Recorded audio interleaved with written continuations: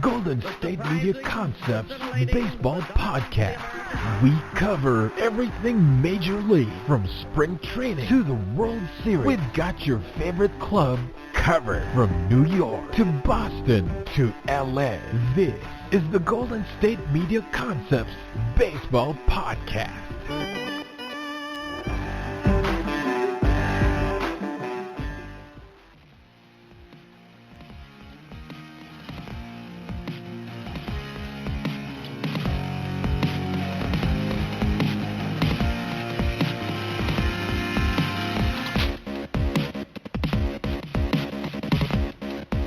Hello, everyone, and welcome back to the GSMC Baseball Podcast, brought to you by the GSMC Podcast Network. I'm your host, Jack Ridenauer, and we've got another jam-packed episode with everything from the World Series to where Trevor Bauer might land next year. Hope everyone had a really nice week and is ready to kick their feet up and unwind some. I know it's starting to get colder and colder, and that means one thing: more sweatpants, fires in the fireplace, but it also means shorter days, which I am not a personal fan of. I would much rather have the days get longer and be longer, but that's just the time of year it is, and that's all we can really do about it.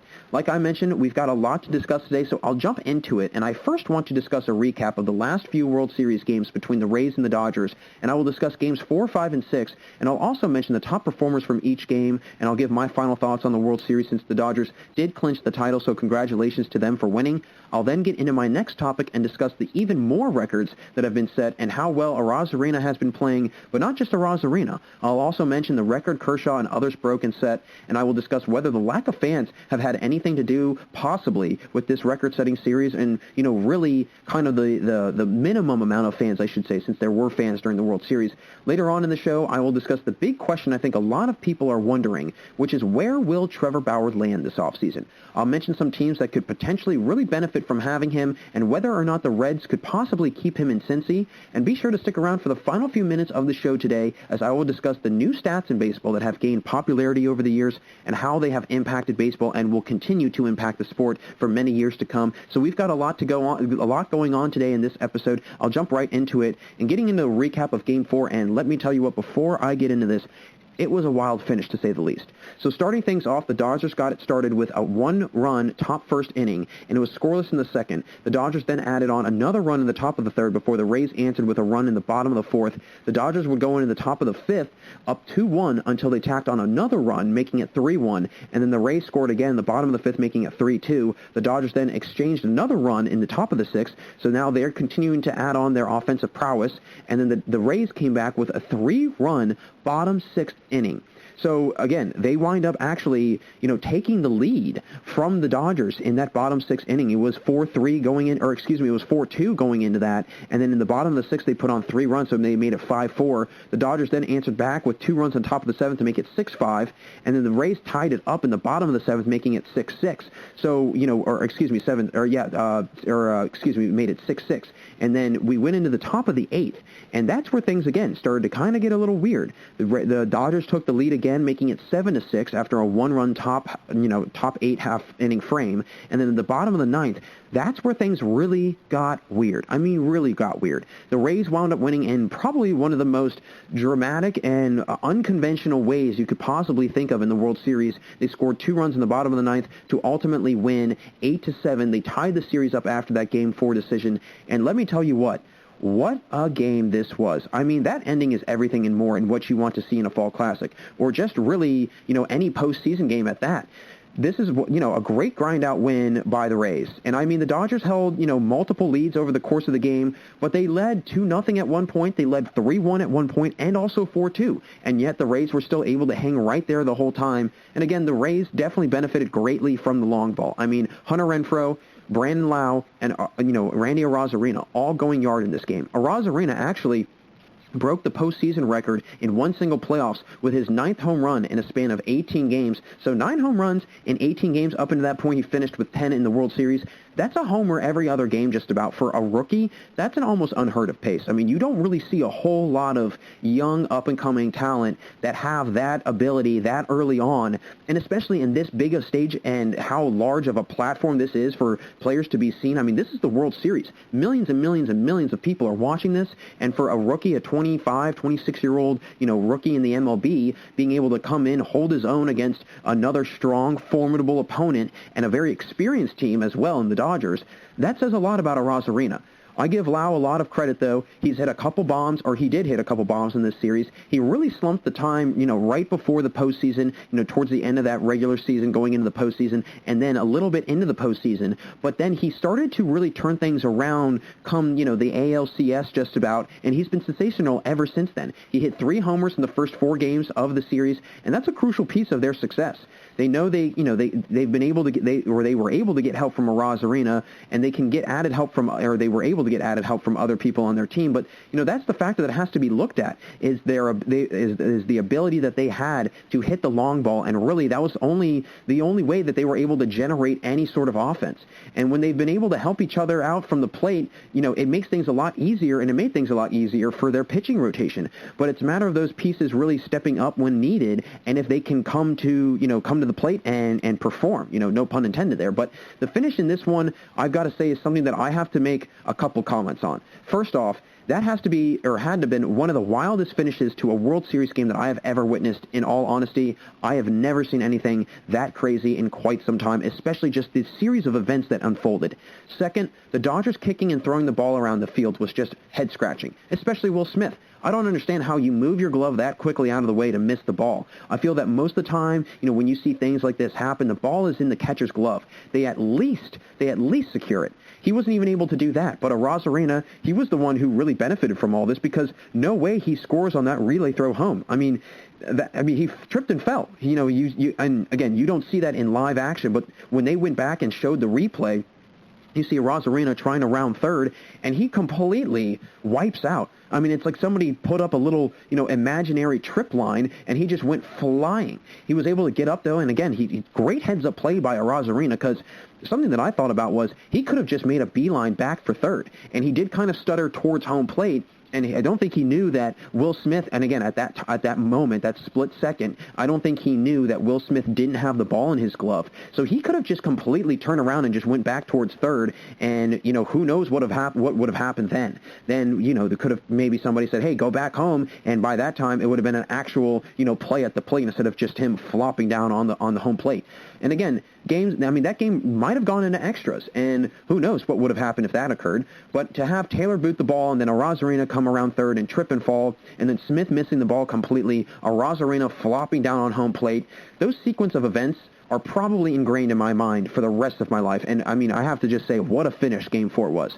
So my top performers from Game 4, Randy Arozarena, obviously, 3 for 4, 1 RBI. He set the record for most homers in a postseason with 9 in that game. Brandon Lau, 1 for 4, 3 RBIs. Kevin Kiermaier, 2 for 4 with an RBI. Brett Phillips, he was 1 for 1 with 1 RBI. He actually hit the game-winning hit. His post-game speech was unbelievable. He was completely gassed. I actually had a buddy of mine text me and said, I hope he doesn't pass out. That guy looks like he's completely winded, and he did. I'm pretty sure the trainers came over to check in on him and make sure he was all right, but good thing that he was okay, and I think it was more so just complete and utter exuberance and exhilaration that he was feeling, just how excited he was in that moment. Then Justin Turner also 4 for 5, 1 RBI. He was phenomenal the entire World Series. Corey Seager, 4 for 5, 2 RBIs, a homer. Jock Peterson, 2 for 2, 2 RBIs. So a lot of heavy hitting in Game 4 for sure. Now going into Game 5, a little bit of a different situation here. Dodgers did strike first again in the top of the first, scoring 2 runs, and they tacked on another run in the top of the second, so they go into the third with a 3-0 lead. The Rays, though, they put up 2 runs in the bottom third inning,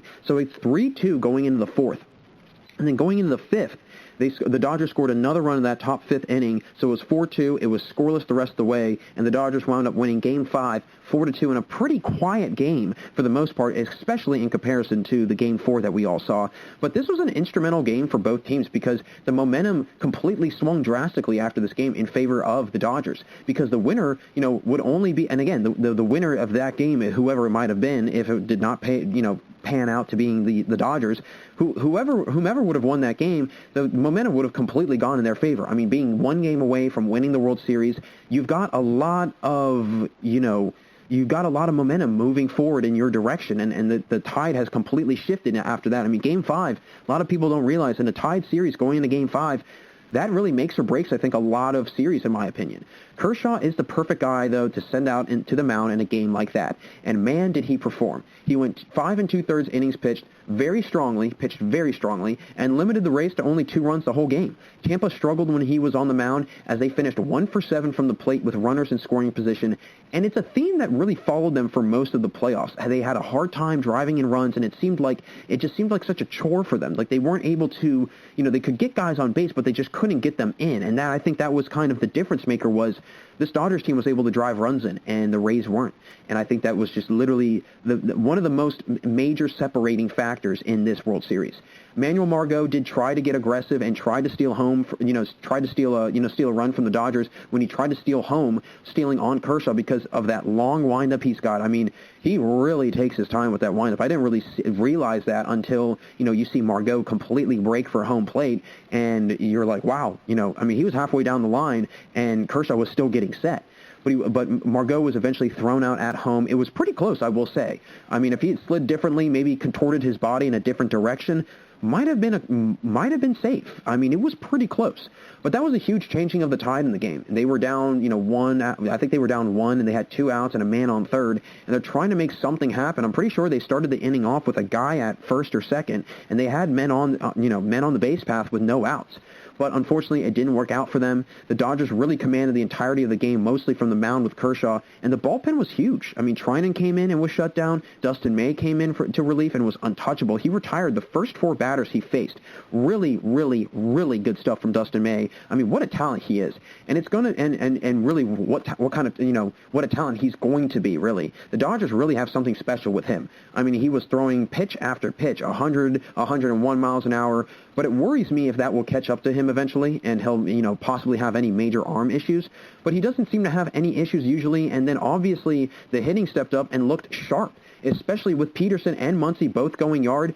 Glasnow threw a fastball right down the middle, right in Muncy's wheelhouse, and it was a straight 98-mile-an-hour fastball, and as any pro hitter would do, he sent the thing flying out of the field. So, a really great win and a pivotal win by the Dodgers in Game 5. Some top performers from Game 5. Max Muncy going 2 for 3 with an RBI and a homer. Jock Peterson 1 for 2, an RBI, a home run. Clayton Kershaw went 5 2 innings. For 5 2/3 innings, he only gave up 5 hits, 2 earned runs, and 6 Ks. Yandy Diaz for the Rays went 2 for 3 with an RBI. Manuel Margot was 2 for 3, and then Kevin Kiermaier was 2 for 3 as well. Kevin Kiermaier actually had a really nice series. I mean, defensively, offensively, I thought from both ends of the field, I thought he did a great job all around. And then getting into Game 6, the deciding game, things started off really hot, though, for the Rays. I mean, you're in that first inning, you see Arozarena hit that home run, and you're saying, okay, we've got a ball game. We might see Game 7 because this team is, again, after this game, because they did score first in this one, so now they are, I believe, 33-7, I want to say. I might be off on that one, but,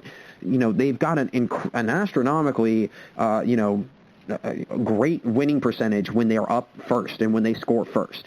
So the Rays scored first in the top first of the inning, and then after that, it was scoreless through all the way up until the bottom of the 6th inning when the Dodgers finally were able to crack open at that lead. They eventually took it.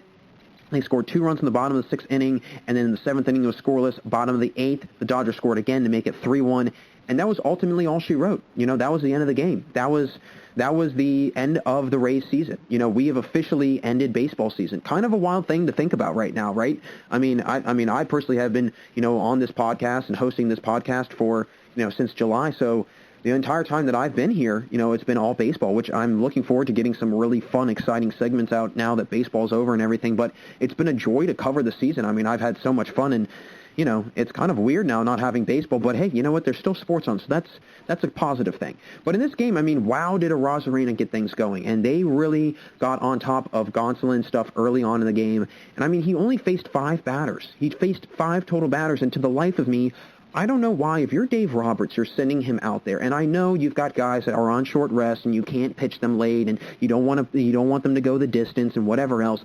This is the end of the season.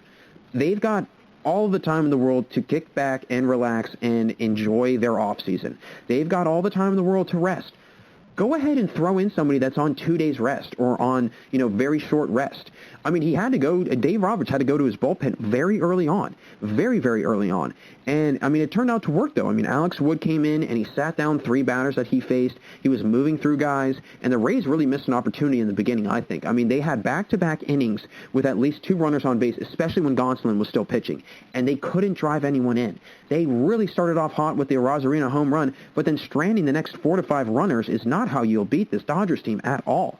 They should have taken advantage of Gonsolin struggling from the start, and they could have really capitalized on those moments and those opportunities, but it was a tough way for the Rays to go out. They fought hard all season long, especially all postseason long. I mean, they were the best team in the AL for good reason. You know, they definitely were a very talented team. They were able to avoid having the Astros come all the way back in the ALCS. They fought really hard in the World Series, and I think, you know, it really solidified their spot in baseball right now. I think they let people know they aren't to be messed with or taken lightly. But congrats to the Dodgers. First World Series in 32 years. Their 7th all-time, I believe. Congrats to Clayton Kershaw getting that long-awaited ring. They finally got the win after coming up empty in 2 of the last 3 years. So really sensational job by them. They deserved it. I mean, they were the best team all year in the NL, and now they've shown they were the best team in the entire league. They had such an incredible lineup, and that was really the difference.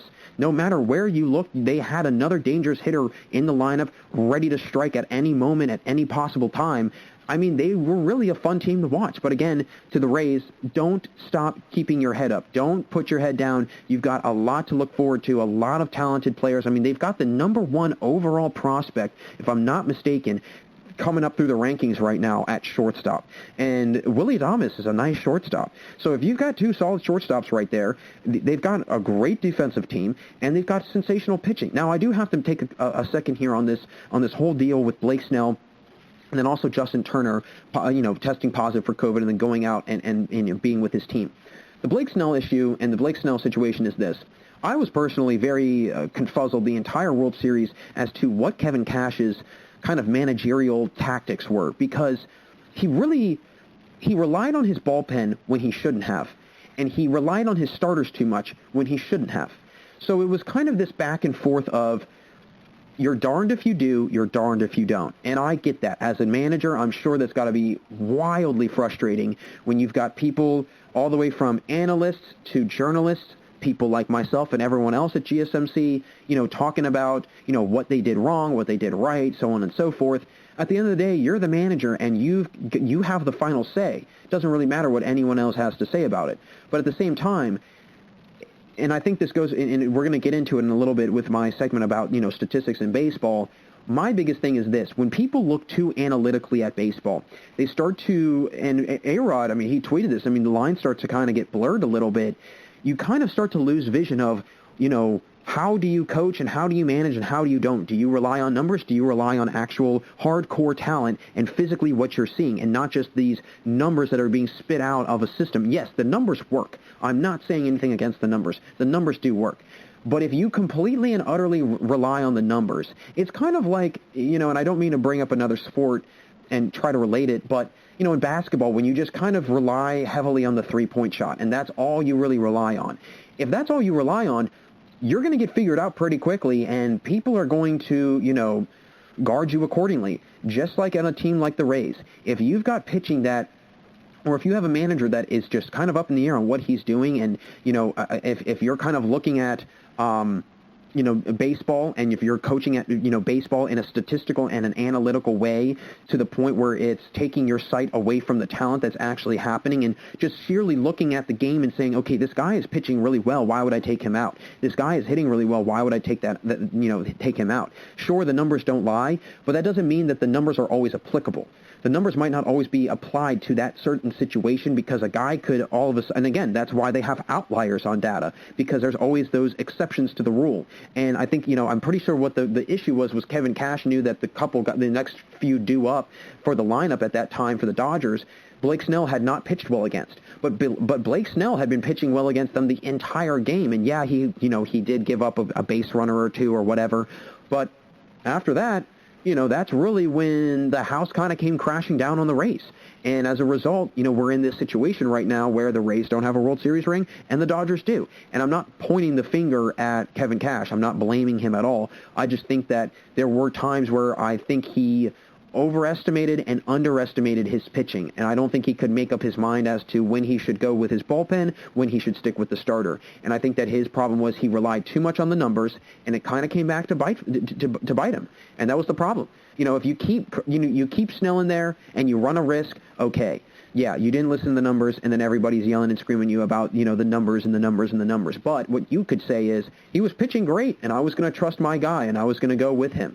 And you could see the visual frustration on Blake Snell when he came out of the game. He was not happy. He was not pleased at all. And I wouldn't be either. I mean, if you're pitching a scoreless 5 2/3 or 5 1/3, whatever it was, and you're humming, I mean, his stuff looked great. I mean, he was blowing fastballs by guys. His sinker and his off-speed stuff was really dropping right down in the zone. It had beautiful dip down on it. I just don't think that it really warranted him to come out of the game. And I just think that personally, you maybe stretch him into the 6th inning, and you try to get as much as you can, and hope that your offense can pick it up. And again, you got to go back to the offense. The offense was again, it did not perform to the standard it should have. They relied heavily on the home run ball, and that was it. And, back to my point, if you're going to rely all on the 3 ball, if you rely all on the home run ball, it's going to be really easy to figure you out. And it was very easy to figure them out, and they were going up against a really heavy Dodgers lineup. Now, over to the Dodgers and Justin Turner's situation, that is a very hard thing, in my opinion, because of this. You have a global pandemic, and you want to keep everyone safe, sure.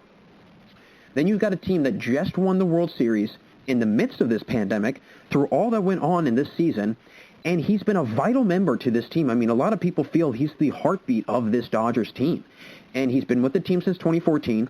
He's been with them for their last, 3 of the last 4 years where they've gone to the World Series. He's been in these moments. He's come up short with this team in a lot of senses in all these moments, and how do you exclude him from this? Yeah, you've got a global pandemic, but again, people are saying, well, people aren't dropping like flies from it, thankfully that, people are passing away, but people aren't dying at an alarmingly high rate, nothing like, millions and millions and millions and millions of people. So in a professional baseball player's mind, he's probably saying, okay, I have a very slim chance of actually, having a severe bout of this. My team just won the World Series. I've been on this team for 7 years now. I am a big part of this team. I have been playing well. I am not going to go out and celebrate with my team. I am going to go out there.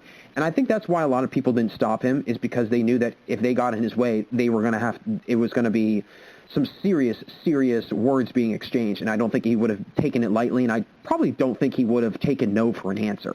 And he really didn't. So, again, you obviously want to take into consideration everybody's health and safety. That's first and foremost. But you also have to put yourself in Justin Turner's shoes, and really that entire team. I mean, the other thing is nobody on the team really seemed that upset about it. I'm pretty sure Mookie Betts was quoted by saying after the game, there was no way that he was not going to celebrate with us. He had to celebrate with us. He's been so vital to this team and been such an important part of this team. There was no way that we would not have allowed him to come out of here. So I really think that it probably would have just been based off of, do people feel comfortable? Do people feel all right? Do people feel comfortable having him around? If so, then there shouldn't be a problem. The guy played great, and if he's not exhibiting any symptoms, just let him be out with his team. It's a very tough situation, though, and I think that if you ask 10 people, you're going to get 10 different answers. Again, it's all about the safety of people. I understand that. And we'll see what happens of this. We'll see what comes of this. I mean, who knows? Maybe maybe we find out that it was a false negative or a false positive, or maybe we find out that, nobody else on the team got it, whatever it might be. But I think at the end of the day, it's a hard situation. And I remember even hearing Jeff Passan say something about it on TV. He was saying it was very hard for this team to feel like they could just exclude him because of COVID. And they felt like that would have been very wrong. And I'm pretty sure they were all welcoming. I mean, he's taking pictures with them now. In that sense, if you have it, be safe. Wear a mask. Yes, I know that, he probably didn't want to give anything away, by having a mask on and everyone else not having a mask or whatever it might have been in the picture or whatever. But, wear a mask. That's all. I mean, he was wearing a mask at some points with his wife, but at the same time, just be safe. That's all. Be safe. But again, it was a great World Series nonetheless. Some of my top performers from Game 6. Mookie Betts, 2 for 4 with an RBI. Randy Arozarena, 2 for 4 with an RBI and a homer. Mookie Betts actually hit a homer as well. And then Julio Urias, 2 and a third innings. He got the save, 4 Ks, 0 hits, 0 earned runs. Arguably the best pitcher in the World Series, I think. I mean, he was lights out. Nobody could touch him, really. At least one of the best, I think. I mean, he was phenomenal, and it was great to just seeing his excitement after, and just what that must have felt like. I mean, it's almost like you felt it with him, that moment of just, wow, we just won the World Series. Very cool thing to experience. I felt bad for the Rays.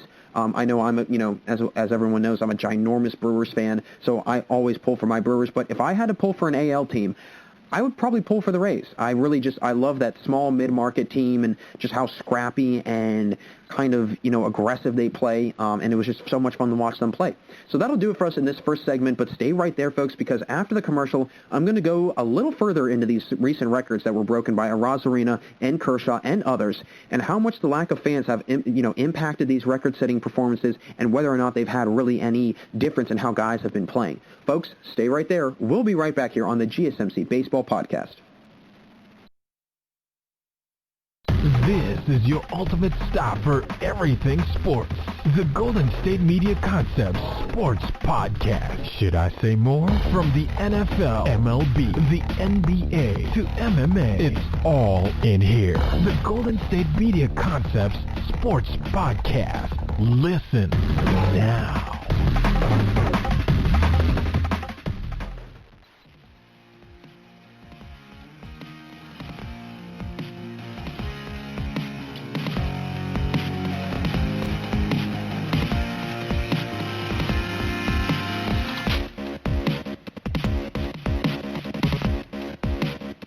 Welcome back to the GSMC Baseball Podcast. Jack Ridenour with you all, and in our first segment, I discussed a game recap of the World Series games 4, 5, and 6, and shared some of my top performers from each of the games. Now stick around for the final few minutes of the show today, folks, as I will discuss the new stats in baseball to pay attention to, and what those stats are, and how they have and will continue to have an impact on baseball. I want to now dive into the records, and I should say multiple records, really. They have been, set or broken during this World Series and really this entire playoffs. I mean, I feel like every time I look down at my phone, I was seeing a new record that was getting set or a new this that was getting broken or whatever, because it seems like, every couple games there's a record being broken. It's pretty insane how incredible of a performance both teams, put on in the Fall Classic. Now, Arozarena continued to add to his historic performance. That guy was unbelievable. He reminded me of like a David Freese almost, coming out of nowhere and just dominating in the World Series. Now, Freese eventually fizzled out, so I don't think that'll happen to Arozarena, but I think he has that same effect. The guy was a nobody 2 months ago, and now he's a household name. He had 7 homers in the regular season, and he played in 23 games. And now he's got the record for most home runs in a postseason with 10. Not to mention, he also set the record for most hits by a rookie, breaking Derek Jeter's record of 22 in a postseason. So some incredible achievements by Arozarena. I mean, he was the shining star in this World Series, and I honestly... I didn't make this point to any friends of mine, but I'm going to make this point here. You could have probably, in my opinion, I know Corey Seager won the World Series MVP, and rightfully so. I believe he actually became the 8th player to ever win the Championship Series and the World Series MVP in the National League. I'm pretty sure. I could be wrong, but I'm pretty sure he's the 8th guy to do that. But I think you could have made an argument for Arozarena winning the World Series MVP. Yeah, his team lost, but you know what? If a guy's performance is just so stellar and it's so historical that he's breaking record after record, and it's not like he's breaking a record for most home runs hit down the right field line in a game or whatever. It's heavy, serious, notable records. Most home runs in a postseason, most hits in a postseason, most hits by a rookie in a postseason. Those are legitimate records that people will say, hey, I'm kind of curious who that is. Not this is the 3rd time in history that somebody has hit with, one glove on, switch hitting from the sides of the plate and pulling it down the right field line and this, that, and the other, all these random records. These are real records.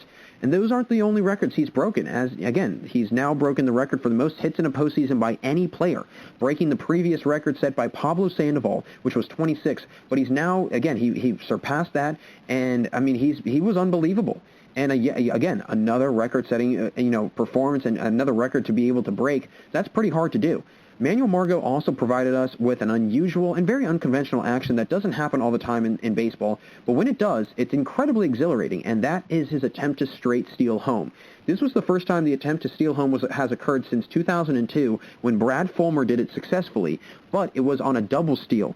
So again, guy, breaking from first over to second, it makes it easy for the guy going from third to home. The last time this was done successfully, though, whereas a straight steal, was done by the late and great Jackie Robinson in 1955 during the Game 1 of the World Series.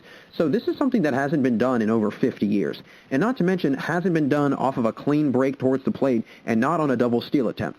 For Kershaw, this was the third time someone has ever tried to steal home on him in his career, which makes sense since he has got that long, like I mentioned in the first segment, that long, drawn-out, over-exaggerated windup that seems to take years to complete. I mean, he brings his arms all the way up. It's almost like he's trying to fix his sleeves or something. I don't know what it is, but it's so long, and I'm shocked that, more guys don't try and do it on him, trying to steal home. And it really allows guys to take a shot at stealing home. Again, if he's pitching from the stretch, he's got his back to the third baseline since he's a lefty. So clearly a creative thought process by Margot that, trying to steal home. But in the situation, that's the other thing. Heads up, okay, his back's to me, he can't see anything. It's not like having a righty who can clearly see that somebody is trying to steal home.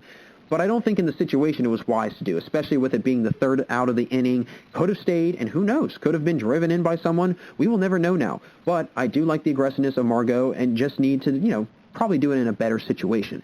The records, again, have continued to pour in, and they continue to pour in, with Clayton Kershaw actually now being another record setter, as he is now the all-time leader in postseason strikeouts after surpassing first John Smoltz earlier this postseason, and then he surpassed the original postseason leader in strikeouts in Justin Verlander, breaking the record of 205 for a career.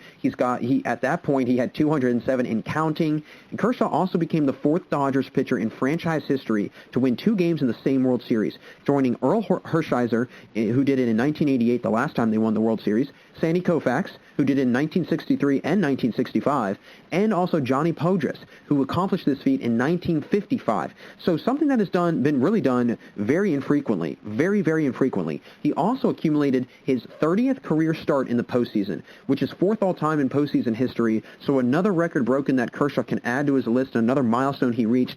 It's semi-ironic that I noticed that he's always been criticized for his play in the playoffs, yet he's accumulated some incredible numbers. Sure, it is in part due to his team making the playoffs so much and so often in his career, but he clearly hasn't been as bad as people think he's been. Sure, he's struggled, but for every one bad outing, there has to be, at least 2 to 3 that he's been having that were good, because he would not have broken any of these records or would not have reached these milestones or moved up on these lists because, if not, we would not be talking about it. So again, I think we need to give Kershaw a little bit more credit than he usually gets, especially in the postseason, because now he has a World Series ring. The Dodgers themselves also set many records as well. They set the record for most batters to hit a home run. At the time, it was 9, and it surpassed the previous record of 8 set in 1989 by the A's. Jock Peterson and Max Muncy both went yard and officially broke the record, so another milestone that this team achieved. 9 guys hitting a home run. If that doesn't tell you the type of lineup they have, then I don't know what will, because that's a lot of guys to hit home runs. That's an entire starting lineup. An entire starting batting lineup, 1 through 9, excluding the pitcher if there's a DH. You've got a guy hitting a home run. That is really hard to come by. Now, Muncy is also tied for second all-time with Gary Sheffield for most walks in a postseason with 20. The record is 27 set by Barry Bonds. So, Muncy was pretty close to breaking the record. I don't think he had as many walks in the last 2 games that would have, allowed him to, and I didn't see anything either about him actually breaking that record. But, again, second place, really close, right there. He might have gotten an extra walk or 2, but, being able to be at that time 7 behind Barry Bonds, that's a pretty incredible feat to have. And Max Muncy, I have to give him credit too. I'm not, for whatever reason, I'm not personally a big Max Muncy fan. I think it's just because I feel like he's a little overhyped and people give him a lot more credit than he should get. But at the same time, I think he is a very good baseball player. He's a great hitter. He's a great power hitter. And I think for the most part, he helps his team out in more ways than one. He's not Seager, he's not Bellinger, and he's not Betts. And I'm starting to kind of figure out that those 3 guys are the main pieces to their puzzle. They're kind of the central focal points. And then you've got Turner and Muncy that really, they cushion everything. They really add a nice support system to those three guys. And I mean, Justin Turner is the heart and soul of this Dodgers team, especially since 2014. I mean, he came in, he was playing really well, and he's played pretty well his entire time as a Dodger. And he's one of these guys that, I mean, he's not. I personally don't think he'll be an All-Star, a Hall of Famer. I mean, if he is, it'll be very close. I mean, very, very close.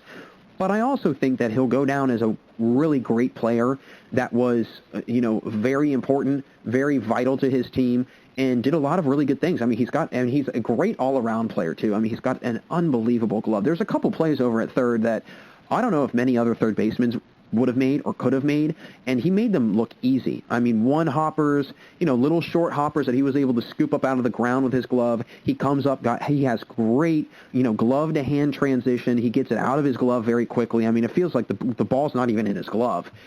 He's got a great glove, and he's got a great bat. But, again, I think that this is really kind of the nucleus that they have on this Dodgers team. Now, Corey Seager also was chasing history, as he was a homer shy of tying a Arozarena's record that he just set at that time. So, they went back and forth for that record. Again, Arozarena still holding that record. But in Game 5, he registered his 19th RBI this season, which is tied for second all-time with David Ortiz, Sandy Alomar Jr., and Scott Spezio, and David Freese, and Scott Spezio. They all, Ortiz, Alomar, and Spezio all are tied now with Seager for second all-time in most RBIs in a World Series. The record is David Freese, who set it back in, I think it was 2011 when he had his huge postseason and World Series run, and he had 21 RBIs then in that postseason. So another great record for Corey Seager. I mean, very deserving of winning the World Series MVP. I mean, not taking anything away from him. Not, I mean, I know I tried to make an argument that maybe Arozarena could have won it, but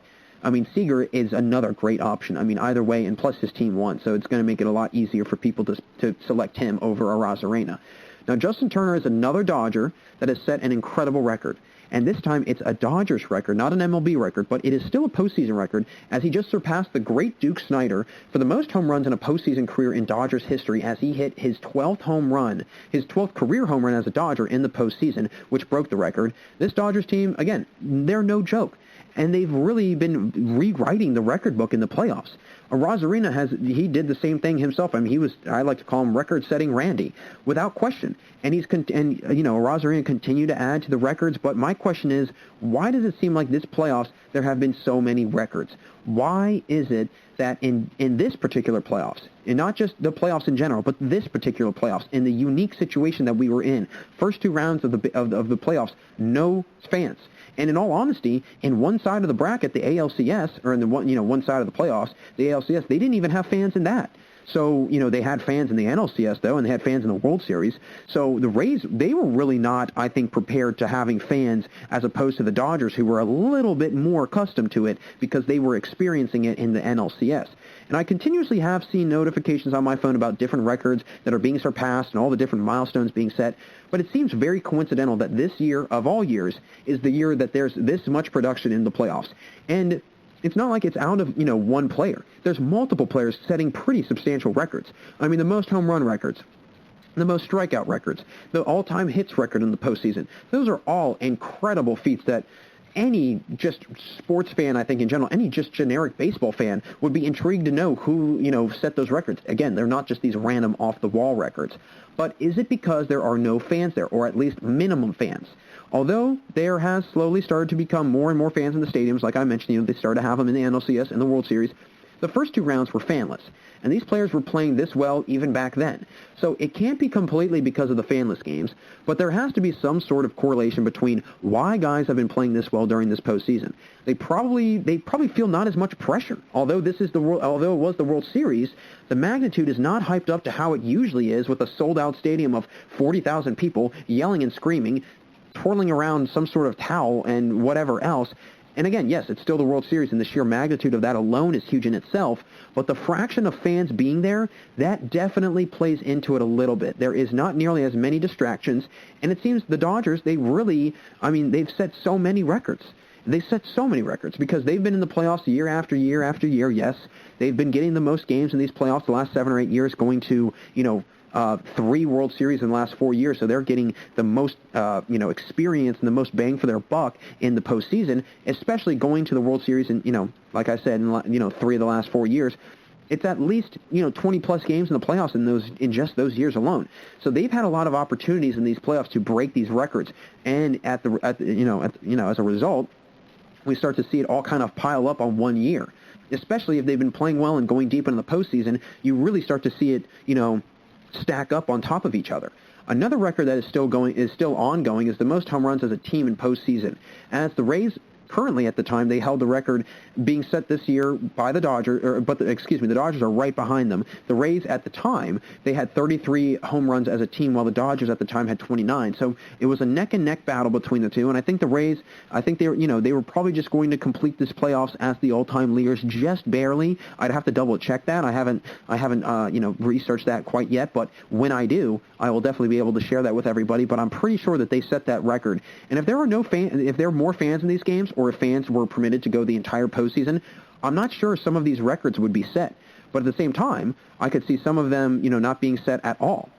It's always exciting to, see records being shattered, especially if they aren't random records, like most home runs hit in a game going opposite field, which Brandon Lau set earlier in this series.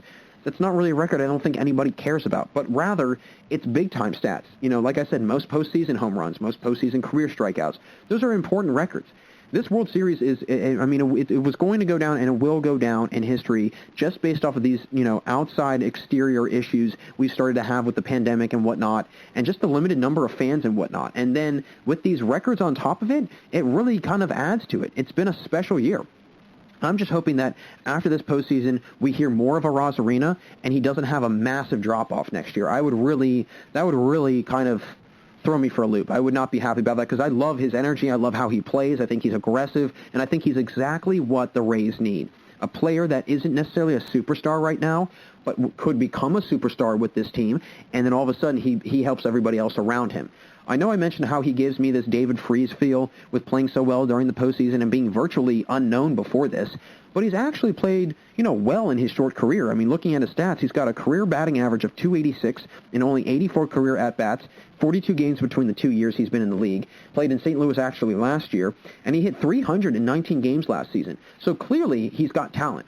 I think that if this were, the regular season, we'd be hearing a whole lot more about Arozarena, especially if we were, especially if he were to get hot around an 80 or so game mark, which is relatively right around where the teams that made it to, made it this far in the World Series are probably close to playing in total on the year, since, they had a 60-game season. They played about 20 games in the postseason. So no matter what, we'd hear his name. It would just be interesting if this were the regular season, they were heading into the All-Star break, would he make the team? Could he keep it up for the entire 162-game season? I think it's good we are just getting a sample of Arozarena now, because next year we are going to be able to see the full effect and really see him take off. At the end of the day, though, I think this year, and especially these playoff games, they've been very historic and fun to watch, and I am looking forward to more years where records are shattered. It's always exciting to see history being made and remembering, who broke the records, and then in 20 years from now, you can tell people where you were when that record was broken, or if people ask who holds the record, because you witnessed it. You got to see that. So that's what's special about it, is we got to watch these records get set. So as always, it's going to be a very memorable year where there is, history constantly being made, and especially if you're constantly getting notifications on it on your phone. So that will close things out here for us in our second segment here on the GSMC Baseball Podcast. Thanks again for tuning in. Coming up after the break, I'll dive into a conversation on the one and only Trevor Bauer and talk about which teams he could land on after the offseason and which teams he could really use, or which teams could really use his pitching abilities in their lineup. Folks, it's been a lot of fun so far, but we got a lot more to go, so don't change that channel. We'll be right back here on the GSMC Baseball Podcast. Tired of searching the vast jungle of podcasts? Now listen close and hear this out. There's a podcast network that covers just about everything that you've been searching. Hey! The Golden State Media Concepts Podcast Network is here. Nothing less than a podcast bliss with endless hours of podcast coverage. From news, sports, music, fashion, cooking, entertainment, fantasy, football, and so much more. So stop lurking around and go straight out to the Golden State Media Concepts Podcast Network. Guaranteed to fill that podcast itch. whatever it may be. Visit us at www.gsmcpodcast.com. Follow us on Facebook and Twitter, and download us on iTunes, SoundCloud, and Google Play.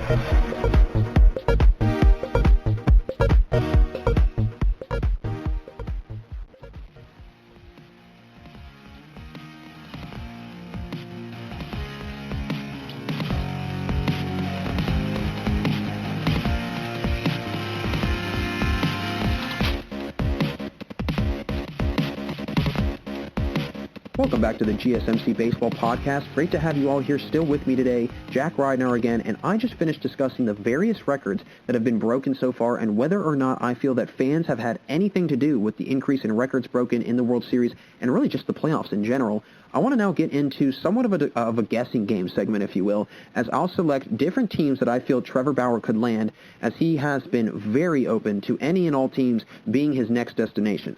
Bauer was nothing short of incredible. I mean, he pitched a 1.73 ERA, which was second in all of the majors this year. He had 100 strikeouts, being one of only 3 pitchers in the entire league to do that this year as well. I mean, honestly, he's going to be one of the most sought-after free agents, and he's probably the top, actually, he is the top free agent pitcher by a mile, and he's one of the most pursued pitchers, I think, in all of baseball in general right now. I mean, anybody that adds him is either going to get a surefire 1 option or an incredibly strong 2 option in their rotation. Either one, you're going to be sitting pretty, if you will. He's been pretty suggestive on social media as to where he wants to go. I mean, you know, he's tweeted things at different teams like the Yankees, and he's also made comments to people tweeting things about him leaving Cincinnati, and then he replies, "No, who said I was ever going to leave?" So very ambiguous wording and phrasing in both replies. Who knows where he will go, but there are a couple teams to look at, I think, where he may go. In regards to his contract, he's been pretty vocal to the media that he wants to sign 1-year contracts for the rest of his career, which, to the life of me, I don't understand. Why not just get paid a large amount to be on a really good team, a really good contending team? I mean, I guess I'm in the mindset that if you're that good, there is no need to constantly re-sign contracts over and over. Could it potentially allow him to negotiate more money on a yearly basis with teams rather than being tied to a binding contract for a longer period of time? Sure, absolutely. But at the same time, why not pair with a really good contending team, get a huge contract, and stay in the same place? And who knows, maybe another big name joins the team down the road, and they form a super team in baseball. But I think that, he should sign with a team for a longer period of time, just because I think it will increase his chances of having an opportunity to win a World Series and really, leave his legacy with that team. I think that just bouncing around from team to team, that's not going to go well, and especially with trying to form chemistry with teams and everything, I just don't think that would really work. So some teams that I think he could wind up on. First one, and I think this was probably one of the leading candidates in my opinion, and it's the Red Sox. I mean, this I think is a foregone conclusion. They had one of the worst starting rotations this year. Chris Sale was out due to Tommy John. David Price was traded, no longer around. Ricky Porcello, same thing. And Eduardo Rodriguez, if I'm not mistaken, battled a bout of coronavirus that landed him in the hospital, and then he was injured. And then he really was kind of non-existent for a lot of the year. And then Evan Eovaldi was the only option they really had. They had the 28th lowest team ERA in the league this year. They were 7th in team strikeouts. So just think of if they add Bauer, who was 3rd in the league in case, this is exactly what their team needs. Another power pitcher to add to this lineup. Plus, when Chris Sale is back, I mean, man, that's going to be a really good duo. And that's going to be an even better pitching rotation. If you think about it, Bauer will go from a number 1 option to a 2nd option on that team if he did wind up going to the Red Sox. But if a guy who is a 1 option on probably half, if not more, of the teams in the league is your 2nd option, it's not too shabby if you ask me. Not to mention, they've got the money to pay him for a long period of time and to pay him what he's worth. So it's not a matter of can they afford him. They can clearly afford him. They have no problem doing that. It's just whether or not, if he fits into their scheme or not. So the next team that I think could probably, actually this would be a big hot take. This probably would never happen in a million years, but since he said that he's open to 1-year contracts, it got me thinking of teams that might want to just cash in for 1 year, see what happens, and then if it doesn't work, they they're done with him after a year. They don't have to worry about paying him, and they kind of go back to that rebuild phase. This is a big stretch, but just to get your mind working a little bit, the Baltimore Orioles. And like I said, I know this is a hot take. It's a huge hot take. But hear me out. This Orioles team is full of hitting. clearly. I mean, Jose Iglesias, he had a 373 average, 24 RBIs in 35 starts. He had a 956 OPS. They had, Ryan Mountcastle was a promising rookie with a 333 average in 34 starts and 5 homers and 23 RBIs.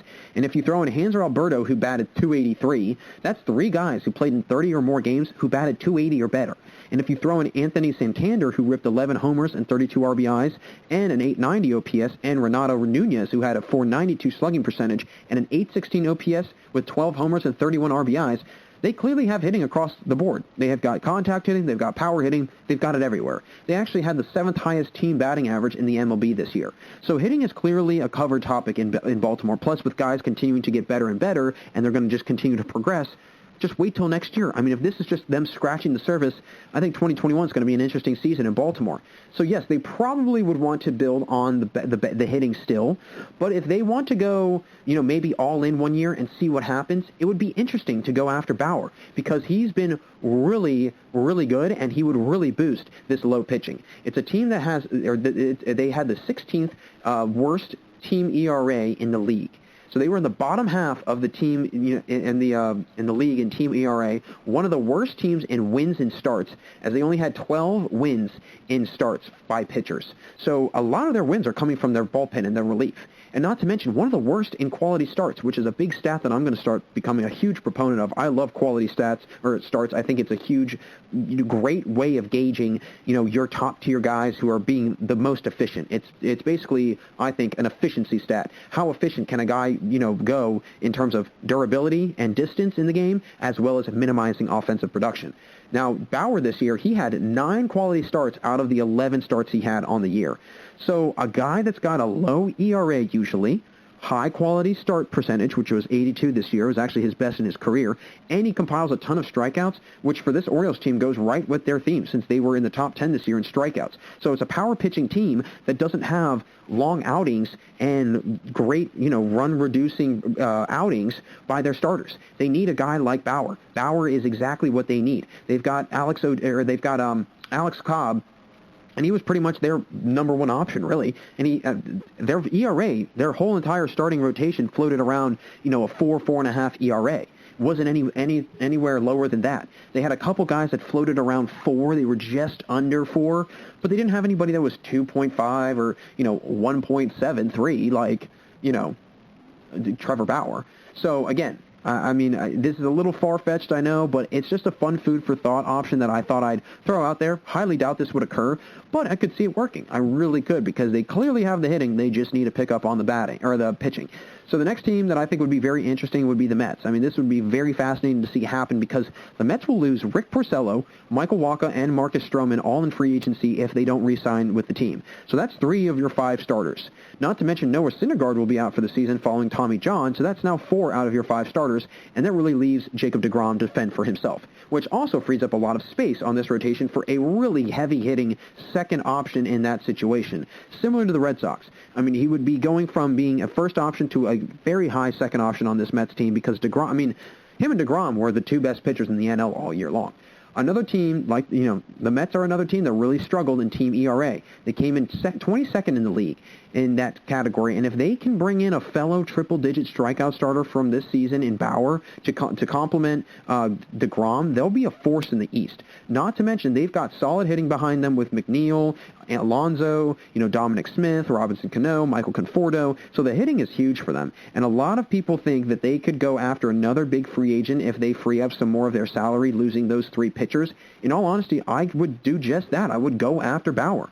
I would let those guys go, maybe try to re-sign one, but I'd aggressively go after Bauer because I think if you have him and DeGrom, it would be a really scary, and I mean really scary, 2-man tandem there. You'd be joining the 2 best pitchers in the NL this past year together on the same team, and not to mention, could really boost up a team that had the 4th lowest ERA plus as a team, since Bauer had upwards of 250 as an ERA plus, with 276 to be exact, which led the NL. This could be the piece that the Mets are looking for. Now, whether or not he would stick around for a while, that's a totally different conversation. I personally don't think he'd stay longer than 3 years. Now, I think if he did stay till at least when Syndergaard got back, and if they did cash in on someone like, JT Realmuto, which has been a name that they've, been thrown around with potentially wanting a lot of interest in, I think this Mets team could be really good. I know I have said this, that before, and this year I was very wrong about that. But they do have the talent. They've got the ability. I think they have the core to be successful. It's just whether or not they can fix this pitching. I think adding Bauer is just their solution. I think that's exactly what they need. But whether or not they'll do that, totally different situation. So the final team that I could really see him being a potential suitor for is the Reds, the Cincinnati Reds. I mean, I could just see him staying in Cincinnati, in all honesty. He had his best year statistically in his career in Cincinnati. He helped Cincinnati have one of the best pitching staffs this year. And they were loaded besides him with Luis Castillo, Sonny Gray, and even T.J. Antone. They were 7th in the league in team ERA, and they had the 2nd most Ks as a team and had the 5th highest whip all year. So a dominating year for this Reds rotation, and if they can keep him around, it'll help them focus on some additions to the hitting, which clearly suffered this year. Now, a lot of that does have to do with the fact that Moustakas was injured, but also struggled greatly from the plate. And Nick Castellanos, I mean, he started, really started to slow down as the year went on, came out really, really hot in the beginning of the year, and then kind of started to, go downhill a little bit as the year went on. But, Eugenio Suarez had another horrible year, as opposed to a 100-plus RBI season that he had, a year or two ago. So if Bauer can stay in town and, stick around in Cincinnati, don't be shocked to see the Reds really have a better year next year. Having this group for another season will build even more chemistry, and I think really prepare them for a big run next year. I mean, if they made the playoffs this year with him in the rotation, who knows what they could do in a full season, a whole season, right? So we'll have to see what happens there. Now, in addition to those teams, I think there are a few random teams that, he will most likely not take a chance on at all. But it would be interesting to see him pitch for those teams. So I'll, run through a couple of these guys. And first one's Colorado, another team that is set on hitting for the most part and could totally use the added pitching strength to their team because with the 2nd lowest ERA in the league, the Rockies are looking like they are the team getting rocked, really. Probably won't wind up here, but if Bauer would, to even consider them, it would be interesting to see him go there nonetheless. I mean, it is a hitter-friendly ballpark, so I don't know if that would really appeal to him at all. But if it did for some weird reason, he figured he could, reduce the amount of home runs hit there, it would be an interesting setup because they definitely need pitching. I mean, starting pitching is definitely a big hole for them, no question about that. Washington would be another interesting one. I mean, it would be very, very, very interesting, actually, because with him and Strasburg and Scherzer, that would be the most dominating pitching top 3 in baseball, hands down. I don't think you could really come up with a better rotation than that in those first 3 guys, in my opinion. I mean, well, the way the Rays had pitched in, the postseason with, Charlie Morton and Tyler Glasnow and Blake Snell, they looked pretty good in those top 3. So, I mean, but if Trevor Bauer goes there to the Washington Nationals, they might be rivaled by them.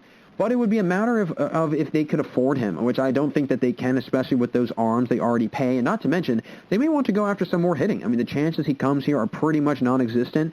I don't think he'll wind up in D.C. I just don't see that really happening. Now, the last team, it could maybe work, maybe not work, Atlanta. This is a stretch because they will probably have quite a bit to pay a lot of their star hitters because they've gotten so many really good bats in the lineup now. And with the emergence of a second option in the rotation behind Fried and Ian Anderson, I mean, I think they are set on the pitching for the most part. But I honestly think they couldn't afford him. But he would add so much to this team, and I think that was the difference in the Braves beating the Dodgers. That was the difference in the Dodgers beating the Braves was the Braves did not have that third option. They didn't have that third arm to go to. They didn't have another starter that could come in and get the job done because it was really Ian Anderson and Max Fried. I mean, imagine if they had a third option like a Trevor Bauer that could, one more arm, to really get them through and really get them an extra win. It would have definitely worked out, and I think that Bauer can be that guy. I think that he can be that arm in that rotation, but again, I just don't think that they have the money to pay him, and I don't know if they're really trying to add that. But I will say they're pretty set on the hitting, so it's not like they need to, focus in another direction in the offseason. Pitching could be something that is in their forefront and is something that they're really paying attention to and is, a constant theme in their, discussions in the offseason on who they want to go after. Now, I know that Bauer has pretty much also posted he would be interested in signing with any teams. But I think he's going to be keeping his eyes on a couple teams. Another thing these teams looking to have him on for a year-long contract that might potentially want to sign him and that they should be a little weary of is if he gets injured in that lone year. And also if he doesn't perform well. It was only a year ago that he threw a 6.39 ERA when he arrived to Cincinnati midway through the year. he's always had a little bit of a temper problem also, which was demonstrated when he had, that one time when he threw the ball into the center field after getting pulled when he played for the Indians, and he can be an attitude problem. But I don't think that will become a constant thing with him. He seemed very under control this year. Now, that obviously is the case when you play really well, but again, wherever he winds up, he's going to get paid an astronomical amount. But he will also be a problem for opponents to face, and he will land on a very good team, I think, nonetheless. I was even thinking of it last night. I was watching the game with a buddy of mine, and I said, hey, don't be shocked. I wouldn't be shocked if, you see this small payroll market team like the Rays.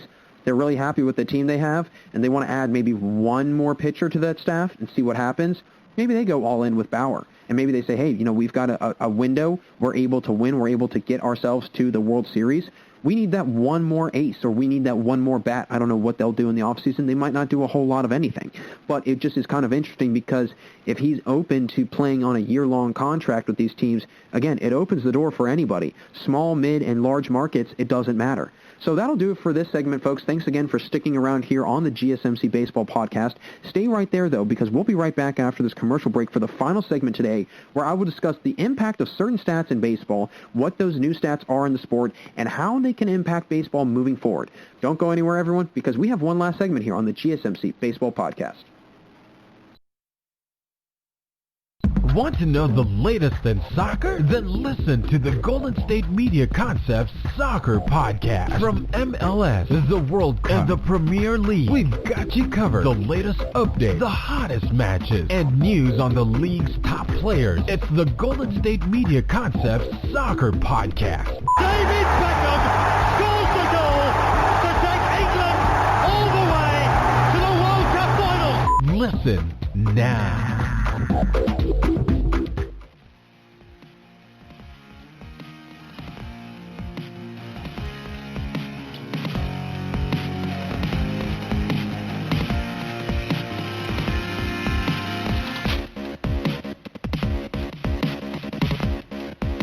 Hey everyone, and welcome back for the final segment here on the GSMC Baseball Podcast. Jack Ridenauer still with you, and in our last segment, I discussed the different teams that we could see the dominating pitcher, Trevor Bauer, land after free agency. But I want to wrap up the show discussing a very interesting topic that has become very popular in sports over the recent years, and it is the new stats in baseball and what those stats are and how, and really when and if these stats can have any sort of impact on the sport of baseball in the long run. And as we know, there's been numerous stats in baseball that have become incredibly popular over the years. And with baseball going in a more power-oriented style of play and away from the small ball, it makes sense as to why these stats have become highlighted so much more. There have been a lot of new stats like OPS, ERA+, and others that are dominating stats that are, focused on so much and really, teams really pay a lot of attention to. So I want to highlight a few of these and mention their importance and how it's changing baseball. The first one I have to get into is exit velocity. This is a really popular one because it basically tells people how hard you are hitting balls and how good a player you are at squaring up on pitches. But more importantly, it's a measure of how batters are making contact and what they are doing with that contact. Are they driving in runs with big-time hits and extra base hits, or are they hitting soft bloopers into the shallow outfield? This is a good gauge to tell, which guys are hitting the ball hard and driving in more runs and seeing which players have the biggest impact. You can also measure this stat against the pitchers that, they face and see and what kind of, certain guys' exit velo is when they go up against certain pitchers. If more batters have a higher exit velo against a certain, batter or against a certain pitcher, chances are he's a soft contact or, a soft, if he's got so if a batter, basically what I'm trying to get at is if a batter's got a higher exit velocity over a certain pitcher, mainly saying that pitcher is a soft contact pitcher. So that pitcher is usually, just laying it in there. He's not really trying to strategically paint, the corners or the outside edges or whatever, and, he's getting rocked. And it's an interesting stat. I mean, you see it all the time when somebody hits a home run. You immediately see the exit velocity, and the higher the exit velo, the more likely you can tell, okay, this guy's hitting a lot of hard balls out of the park, out of the field, hitting it up against the wall, hitting up, going towards the warning track. we need to defensively change our schematics a little bit and say, okay, we're going to shift over into that direction in which he's hitting his highest exit velocity and stay over in that part of the field. And again, it's the same thing with the hit charts, being able to track a guy's, hitting and where he puts balls, where he's hitting them, if he's more likely of a pull hitter, if he's more likely of an opposite field hitter, whatever it might be, and then conforming and contorting your defense into a way that says, all right, I'm going to, play it in the way in which these stats are telling me. And like I mentioned, a couple of segments ago, stats aren't always something I think to be worshipped. I think that you have to, at the end of the day, just look and see for yourself, and it's just a feel. That guy's playing well. I don't care about these stats. He's playing well. He's defying those stats. And that's the thing. Numbers can be defied. Numbers can be, gone up against. You can, somebody might not be hitting very well, but they can still go out and have a really good outing from the plate. You can have a 200 hitter, and then he goes out that day, and he's hitting, 3 for 4 from the plate. Well, okay, yeah, on the season he's not hitting well, but that day he hit well, so he's obviously defying those statistics that are seemingly defining him. So, again, that's kind of why I think stats need to be taken sometimes with a grain of salt, because they can be a little bit misleading. But another stat I want to talk about is batting average on balls in play. It's another incredibly interesting stat, and I think this is a unique one because it measures your batting average on any ball in play, excluding home runs and strikeouts. So if a batter belts 2 home runs and strikes out, going 3 for 5 from the plate, they'd have a 500 average on balls in play. He goes 1 for 2 because you would take away the 2 home runs from both the hits, so now you have 1 hit, and also the at-bats are...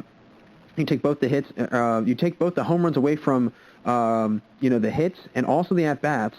But you would also subtract the strikeout from the at bats as well. So you again do, 3 minus, 3 minus 2 because it's 2 home runs, so that's 1, and then you would do 5 minus the 2 home runs and the 1 strikeout, so that's 5 minus 3 is 2. So he's 1 for 2 with batted, with balls, an average with balls in play. So again, an interesting stat nonetheless. So when you see this stat, it's showing what guys are hitting wise that aren't, hits or outs that don't see the ball in play. Since a home run is technically out of play when it leaves the field, and then a strikeout, nothing ever happened. The ball obviously does not go into the field of play. This explains the shift in baseball. Why teams will align themselves in certain configurations defensively on the field. It's to prevent a player from hitting any hard hit balls in a gap, because that said player might have a tendency to have a high, average on balls in play, meaning that a lot of the hits they produce are resulting in getting on base. We've all seen these shifts in baseball. It's a constant thing without question, seeing one side of the field playing completely on top of each other, just about 4-man outfields and whatever else. And at some point you could even see, different you'll see like a shortstop go out and play in the outfield, or you'll see a second baseman go out and play in kind of not even in the outfield. It's like in no man's land, and he's just way, way, way, way, way, way back. And this is a sign that a lot of guys might hit a lot of balls in play in one particular area of the field as opposed to another. And they have a high average while doing so. It's a very interesting stat that is measured in an interesting way. I've always been very fascinated with how a person came up with these stats, because that is a lot of math without question. I mean, coming up with these analytics and these statistics, it's like, whoa, where did you find this? How did you come up with this? But nonetheless, a very fascinating topic without doubt. Now, the next one I want to talk about, again, it's starting to become more and more popular and probably will eventually rival batting average, if not, surpass batting average in the long run. OPS, I think, has become one of the most popular stats in baseball in the last few years, and it's taken the baseball world by storm. It's a very interesting stat. Basically a formula of taking your OBP and slugging and adding the two. The point of this stat is to show which hitters are really good all-around hitters, not just good contact hitters. And I never thought of it like that in any terms of what it's, like to have, a high batting average and what it is in regards to an OPS. But, it measures the contact aspect of hitting more so. When you think about it, batting average is more so contact hitting, just getting hits, whereas OPS is more power-based. You're getting on base. You're hitting lots of extra base hits. And not to mention, it is becoming a widely accepted stat to the point that teams really base their decisions on who they may go after based on the OPS numbers. OPS also does something interesting that I've noticed. It basically divides hitting into 2 categories, contact and then power. But with actual stats now, because I think before people just saw everyone as a hitter and then maybe considered someone more of a contact or power guy, there wasn't really stats to back that up. now there is a stat to differentiate between the power guys and the contact guys. And you can see these lineups that they've got a couple guys that have poor batting averages, but they've got great OPSs, and then a couple other guys that have great averages but average OPSs. You can then differentiate, okay, these are the contact and these are the power guys. It's a lot easier to tell the two apart. And it becomes very apparent there are a lot of solid hitters with good batting averages, and they have below average OPSs. And the opposite in that same regard. So when you have someone that has a high OPS but then a low batting average, you can still say, okay, the guy's still a good hitter. He's just a good power hitter as opposed to a contact hitter. So it's a stat that is definitely changing baseball and how the game is played, as we see more power hitting players now. And you can tell when they go up to bat, when they swing, some guys are aiming for the fences, which for a pitcher is a frightening feeling. You know that if he makes contact with any of your pitches, that ball is going to absolutely sail out of there. Swing rate is another stat that can be broken down into many different subcategories because there are numerous pitches and locations you swing at. There's O swing percentage, which is pitches that are inside, or the pitches that are outside of the strike zone, and then there's Z swing percentage, which is pitches inside of the strike zone, and then the normal swing percentage as well. These stats are interesting to me because it probably makes a pitcher's job so much easier, being able to know where a guy is more likely to swing in the zone or out of it, which results in pitchers being able to scout hitters a lot easier and figuring out where they need to locate their pitches. If a guy is more likely to swing at balls down in a way than a pitcher, down in a way that a pitcher throws, then the pitcher can strategize in a certain way that gives the pitcher an idea as to how they should pitch that batter. Within the swing rate, there is also contact rate, basically knowing in what part of the plate batters make contact in the strike zone or out of the strike zone. This also allows a pitcher to know where to not pitch to a guy. If they are really good at making contact in the zone, then a pitcher knows to try and bait him outside of the zone and get him to chase pitches outside of the zone and really try to get him to reach. So all of these stats are kind of helping, batters out, all the while helping out pitchers. It's one is helping out the other, and that's what's so fascinating to me is that, no matter what, you're getting, great analytics and even more in-depth scouting reports nowadays than you probably ever have because of all the numbers.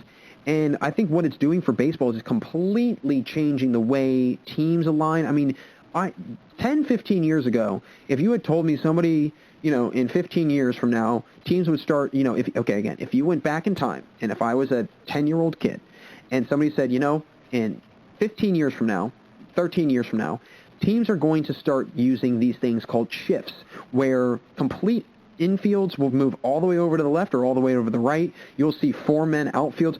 I probably would have said you're absolutely out of your mind, and I have never, ever heard of that.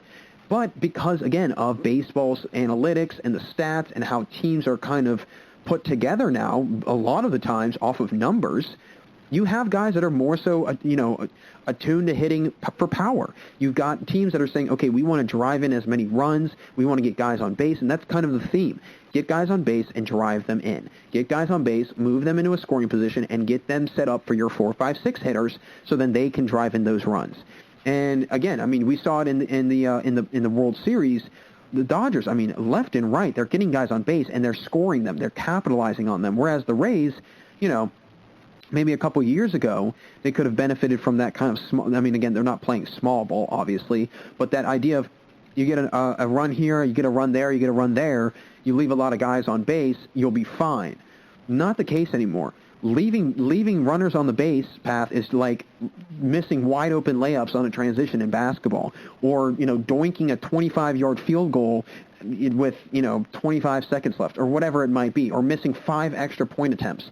Who knows what it could be like? But again, it's those little miscues that you cannot allow to add up, because if you do, that's when teams like the Dodgers, they'll strike and they'll take full advantage of that. And I think that numbers are, They are, although they're a great thing, they're worshipped sometimes too much. And we saw it again in the World Series.